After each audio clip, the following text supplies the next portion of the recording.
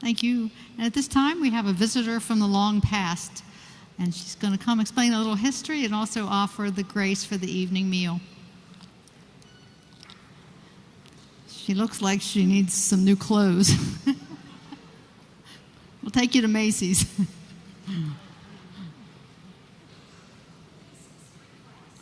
I don't think the class is here, but there's a session of the annual conference here. Oh my stars. This is the biggest class I've ever seen. Good day. I am Mary Thorne, of Welsh descent, born in Bristol, Bucks County, Pennsylvania. Although in my youth I settled in North Carolina with my parents. While in the South, in my 23rd year, I became convinced of sin and joined the Baptist Church. There, I married James Thorne, who died July 24th, 1762, aged 28 years. After losing my husband, I returned with my parents to Philadelphia. When I had been in a Baptist church in Philadelphia for 7 years, in the year 1770, Misters Boardman and Pillmore and Captain Webb came to Philadelphia. They made a very great stir in town. I set apart a day for fasting and prayer to be guided aright, and I went to hear them. Mr. Boardman preached, and the Lord spoke to me and said, "These are not false prophets." Upon my knees, I cried to God and said, "These people shall be my people, and their God, my God." Thus began my association with St. George's.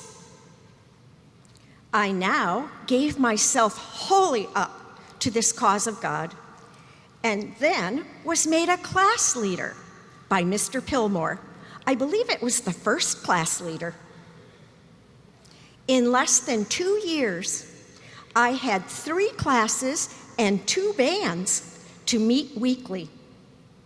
The work now began to break out very rapidly, and I, being a member of the Baptists, many of them followed me and met in class.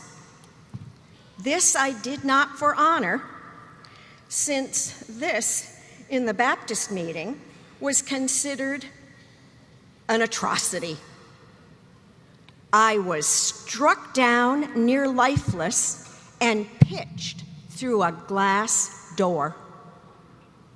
For being a leader of 3 Methodist classes, I was reproached, pelted in the streets, and hung in effigy.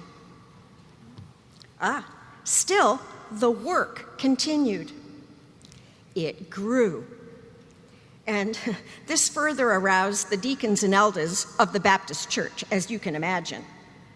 A committee was appointed to meet with me, visiting me monthly to reason with me, to persuade me to give up my class papers and my tickets. Do these people have tickets? Do you have tickets? I don't think so. We're fresh out of tickets. They wanted me to renounce the Methodists. The association met, and the word was given.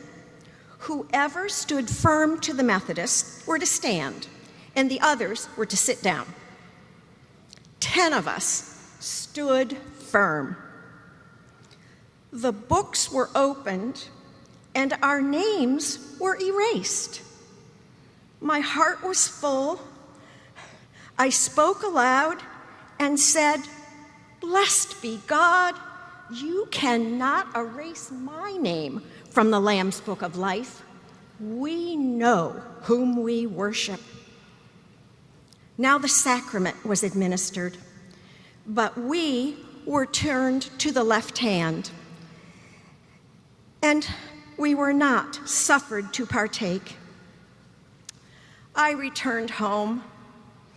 My soul was full of joy and sorrow, and there I met Mr. Asbury waiting for me, and he said, "Sister, I give you the right hand of fellowship." My faith was affirmed and my conviction set. I would be a Methodist. As the war against Britain came to the doorstep of St. George's and their cavalry officers commandeered the building for their own uses, I was pleased to be able to open my own home for preaching and meetings. During this time, I met Captain Parker, and although I gained a pious husband, I lost my connections to my wonderful St. George's home. For we left Philadelphia and sailed for England. There, I met Mr. Wesley, and eventually we settled in Scarborough, my husband as a trustee of the church, and I as a teacher. Sadly, our fortune waned. Ships were lost, and I died in poverty. But I remained strong in the faith and in love with the Methodists. I encourage each of you to keep your church family, your community, close to your heart, and always stand firm in your faith.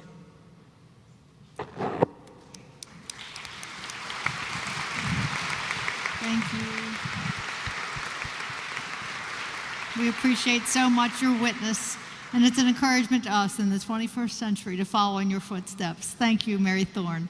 And there's many famous women of the past that, like yourself, that have made it easier for women leaders in the future, because we knew somebody else did it first. That would be you. Thank you. Well, we ask if you would now offer the grace for the evening meal, and we'll even let you stay for dinner. Oh my, would you come and stand with me? Absolutely. A woman bishop.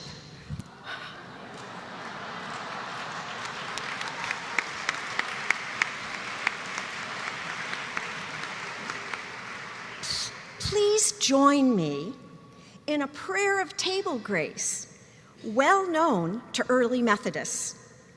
Be present at our table, Lord. Be here and everywhere adored. Thy creatures bless and grant that we may feast in paradise with thee. Could you, Bishop, lead us in singing that? Certainly. Let's sing it together. Ready?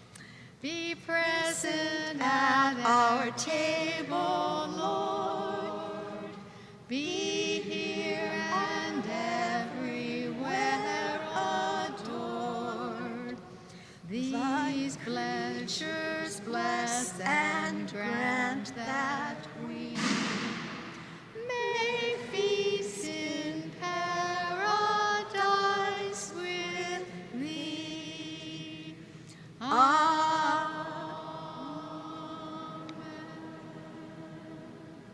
Good harmony. Grace and peace, Bishop. Thank you, thank you. See you at 7 o'clock for ordination.